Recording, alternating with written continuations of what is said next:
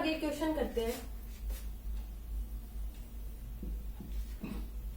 P equal to 80 plus BT square plus C√T plus DQ plus E√T। Okay, P√x।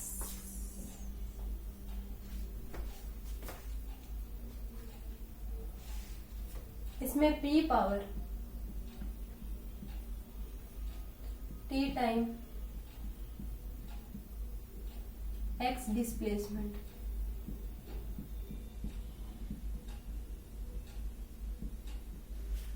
Find out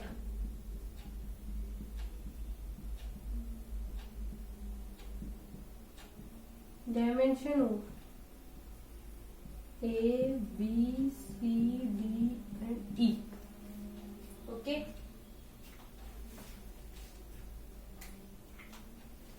okay, हम इसको कैसे solve करें? Power की क्या होती है? Work upon time, work upon time. Work की क्या होती है? mL2T minus 2T। तो क्या आ जाएगी? mL2T minus 3। तो इसकी ये होगी mL2T माइनस 3, तो इसकी भी यही होगी mL2T माइनस 3। ये कितनी हो जाएंगे? 1 2 टर्म, 3 4 5 और ये, मतलब टोटल 6 टर्म है, जिसमें से एक निकाल ली। अब आगे इसकी भी mL2T माइनस 2 T माइनस 3, इसकी भी mL2T माइनस 3, इसकी mL2T माइनस 3, mL2T माइनस 3।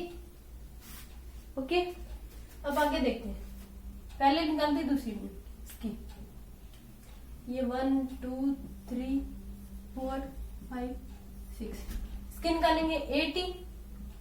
किसके इक्वल हो जाएगा? mL2T माइनस 3 के। तो A की क्या आ जाएगी? mL2T minus 4। ऐसे ही 3 की निकालेंगे, BT स्क्वायर, ये किसके इक्वल है? mL2T minus 3। तो इसमें क्या आ जाएगी? B इक्वल टू क्या आ जाएगा? mL2T minus 5। ओके, मैं यहां से ये रफ कर देती हूँ।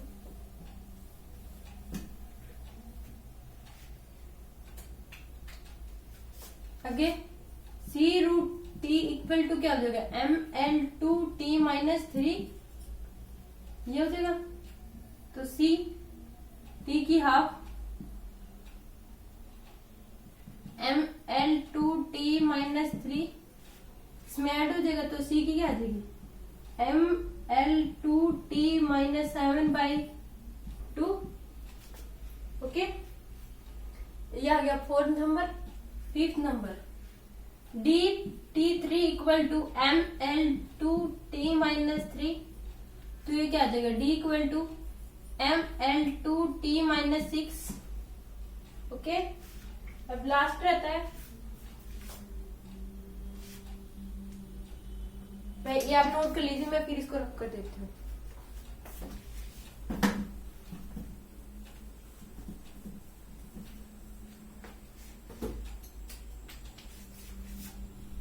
E√x equal to mL2T minus 3।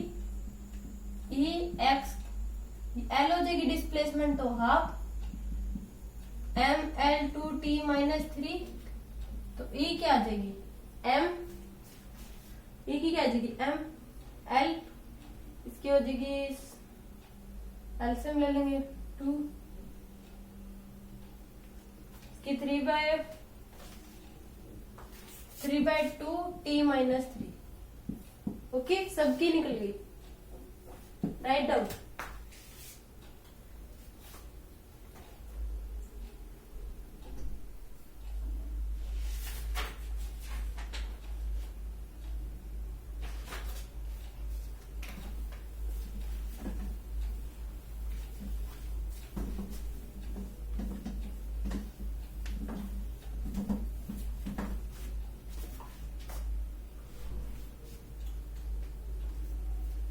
आगे क्वेश्चन है एक F equal to A root B plus B X cube 4 plus C root T plus D P 2। Okay, F equal to force, V equal to velocity, X equal to displacement,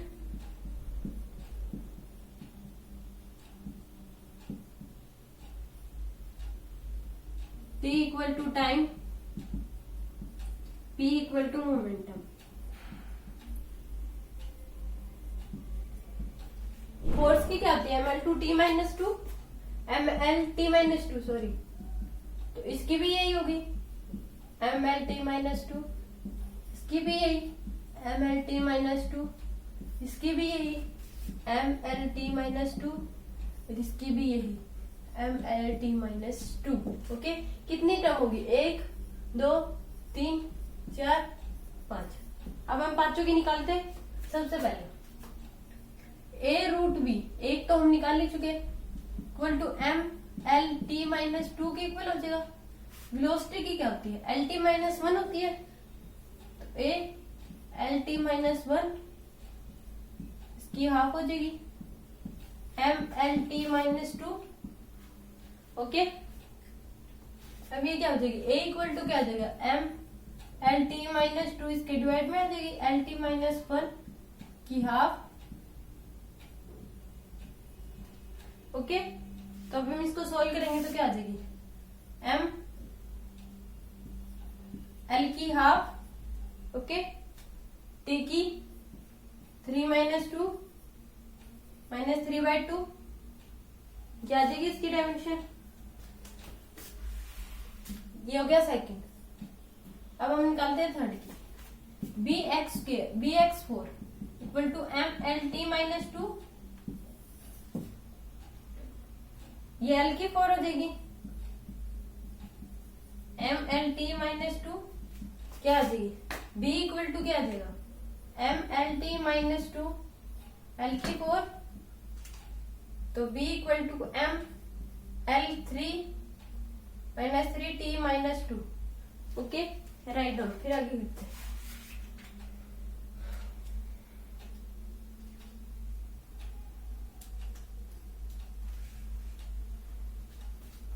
ये अब कर लेते हैं।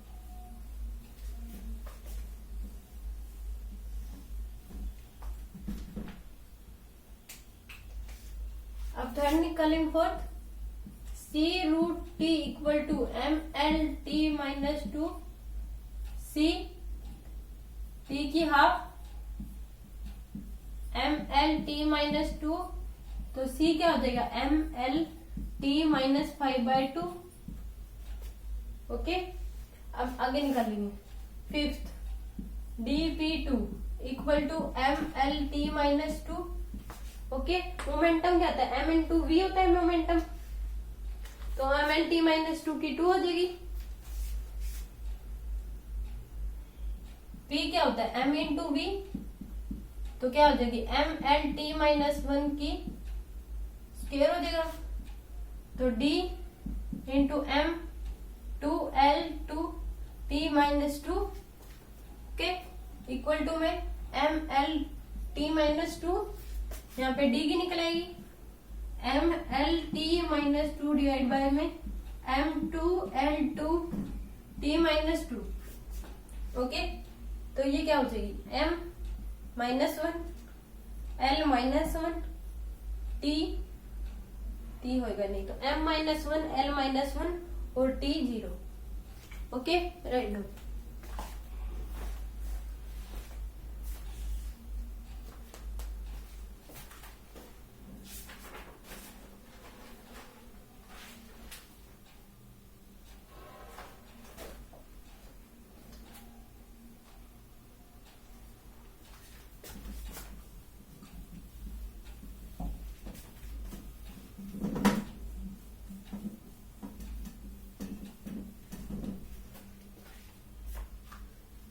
अब अगला rule क्या है, all trigonometric function are dimensionless. Example जैसे sine theta, cos theta, tangent theta, cot theta, ये सारे ही डायमेंशनलेस हैं। Angle is also a dimensionless, और जो एंगल होता है वो भी हमेशा ही डायमेंशनलेस होता है। तो अगला रूल क्या है, all trigonometric function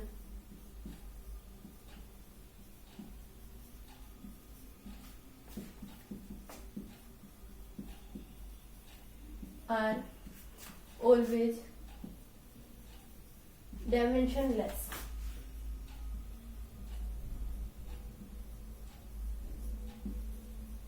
Not angle is also dimensionless. Angle is always dimensionless.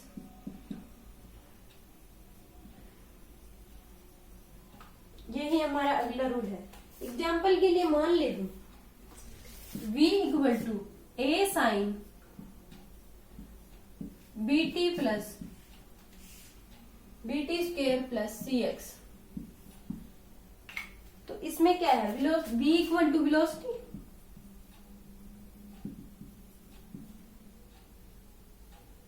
x equal to displacement,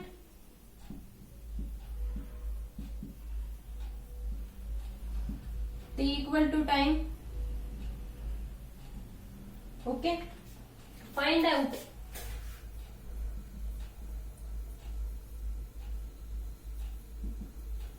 dimension of A, B and C। तो इसमें हम क्या देखेंगे, इसमें हम निकाल लेंगे v वेलोसिटी है, इसमें ये साइन थीटा ये डायमेंशन है क्योंकि ये ट्रिग्नोमेट्रिक फंक्शन हो गया। a की इसके बराबर हो जाएगी फिर, क्योंकि सभी की एक इक्वल ही होगी तो सबकी एक इक्वल बराबर हो जाएगी। और ये एक आल्सो एक डायमेंशनलेस होगा। तो इसमें क्या कर सकते हैं, अब वेलोसिटी की क्या होगी, LT माइनस 1।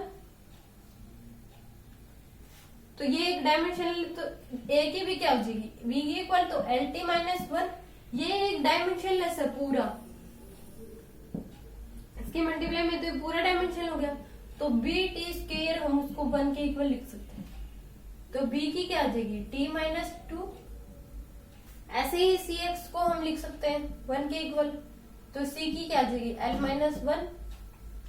ऐसे ही इसमें हम निकाल सकते हैं, क्योंकि जो ट्रिग्नोमेट्रिक फंक्शन होते हैं वो हमेशा ही डायमेंशन होते हैं। अगर हम इसमें BT square equal to x भी लिख सकते हैं, पर हमें निकालनी दोनों की है, B और C दोनों की।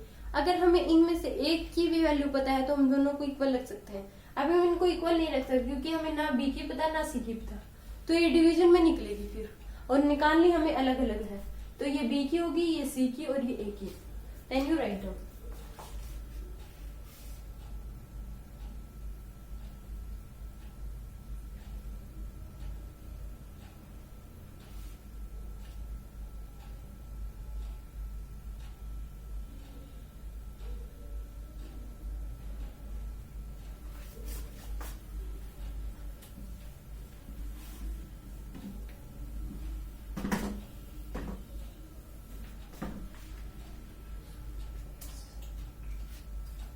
आगे क्या दे रखा है question, ax square cos ABT square plus BC root x। इसमें F equal to force, x equal to displacement,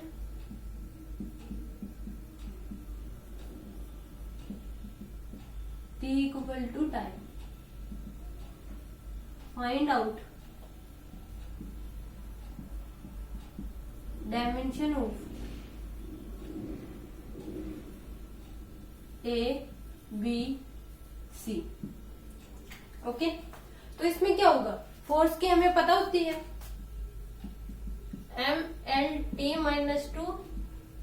अब हम इसकी भी यही होगी फिर ML2T माइनस 2, क्योंकि हर एक ट्रिग्नोमेट्रिक फंक्शन जो टर्म और ईच एवरी टर्म की सेम होगी तीन सबकी डायमेंशन।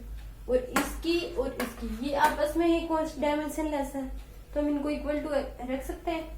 तो इसकी ml, तो f equal to ax square, इसकी हमें पता है mlt माइनस 2 al2, तो a की निकल गई यहां से m l minus 1 t minus 2, a की हमने निकाल ली। अब हम b की निकालेंगे, तो a b t square equal to 1, a की हमें पता है m l minus 1 t minus 2, b into t की 2 इक्वल टू 1।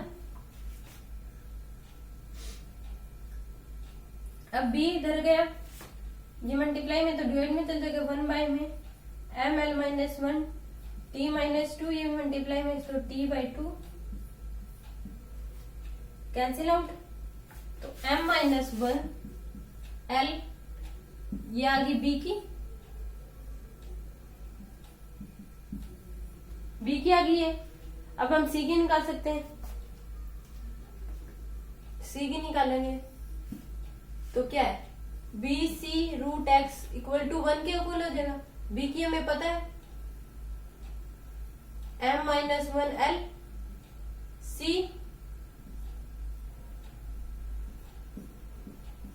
इंटू में हाफ, l की हाफ हो जाएगी, रूट डिस्प्लेसमेंट है इक्वल टू 1, तो c आ जाएगा।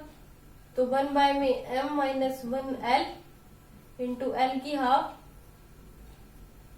इसे यहाँ पे निकलेगी, तो m c की क्या हो जाएगी m l की माइनस 3 बाय 2, ये हमारे पास c की हो जाएगी। देन यू राइट डाउन, आपको समझ आ गया होगा।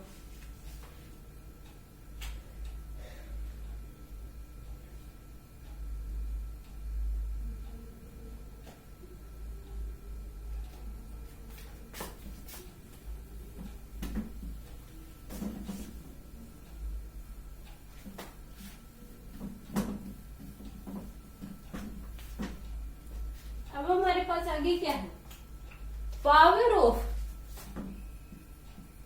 अगला rule, power of exponent is dimensionless.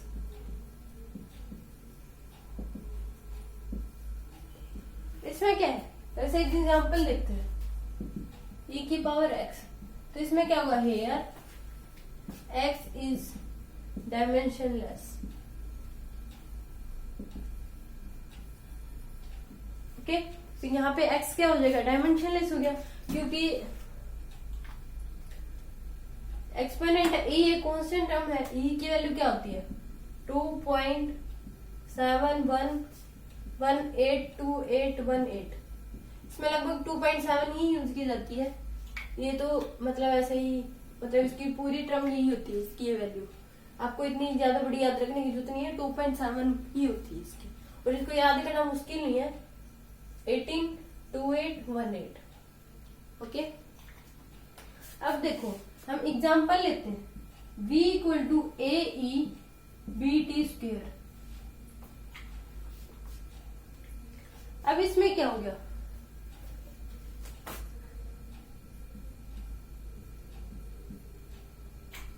अब इसमें क्या है, अब इसमें ये एक डायमेंशनलेस होगा, पर ये ऑल्सो पहले से भी, मतलब ये भी एक डायमेंशनलेस हो गया, क्योंकि ये इस प्लस में आ गया। तो अब क्या होगा कि इसको हम, ये ऐसे कोई पूछता है तो वो हम लिख ही नहीं सकते, बी प्लस टी स्क्वायर हम लिख ही नहीं सकते, क्योंकि जिसकी पावर में ये ऑल्सो डायमेंशनलेस है और ये खुद भी एक डायमेंशनलेस है। तो हम अगर ऐसे कोई आपसे पूछता है तो वो होता ही नहीं, इसको बी टी स्क्वायर ही लिखा जाएगा अगर आपसे ऐसे कोई पूछता है। तो here B equal to velocity, तो यहाँ पे मतलब प्लस में लगाकर अगर कोई पूछता है तो वो क्वेश्चन ही गलत है, ये हमेशा मल्टीप्लाई या डिवीजन में ही पूछा जाएगा, क्योंकि b plus T square also ये डायमेंशनलेस है, जो हमने पीछे पढ़ा था, जैसे ट्रिग्नोमेट्रिक फंक्शन होते हैं वैसे। t इक्वल टू टाइम आपको फाइंड आउट करना, find dimension of a and b। Okay, तो ए की तो सीधी आ जाएगी इसकी इक्वल, v की होती है तो a इक्वल टू क्या आ जाएगी एल टी माइनस वन, क्योंकि वेलोसिटी की एल टी माइनस होती है इससे निकलेगी, और B T square equal to one के की डायमेंशन लेस है तो b की आ जाएगी t minus two. Okay, then you write down.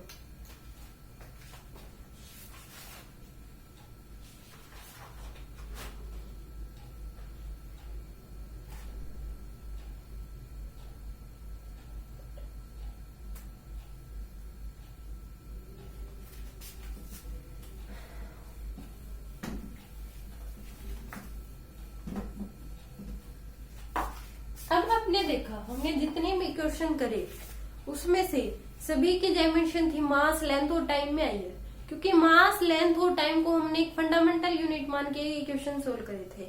तो इसमें सभी में ही जिनकी डायमेंशन हमने निकाली सबकी मास लेंथ और टाइम की फॉर्म में ही निकल के आई है। अगर आपको कोई कह दे कि फोर्स एक्सेलरेशन एंड टाइम को फंडामेंटल मान के आप उनकी वैल्यू निकाले, डायमेंशन निकाले, तो आप कैसे निकालेंगे?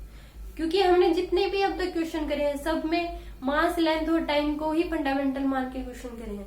अगर आप कहते कि फोर्स एक्सेलरेशन टाइम को मान के फंडामेंटल मान के आप डायमेंशन निकालो तो आप कैसे निकालोगे? ओके, तो क्वेश्चन है कि फंडामेंटल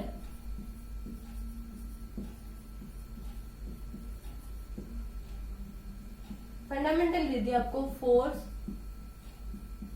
फंडामेंटल मान ली फोर्स एक्सेलरेशन, आपको ये दे दिया गया कि फोर्स एक्सेलरेशन एंड टाइम में फंडामेंटल यूनिट्स हैं, और इसमें आपको कहते कि find out the dimension of energy.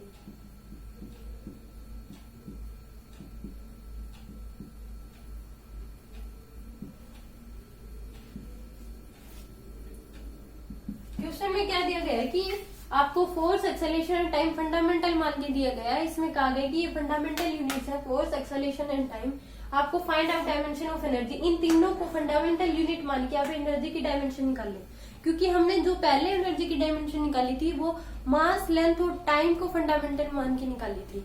तो हम अगर इनको निकालेंगे तो ये एम एल और टी की फॉर्म में नहीं आएगा, ये एफ ए और टी की फॉर्म में आएगा।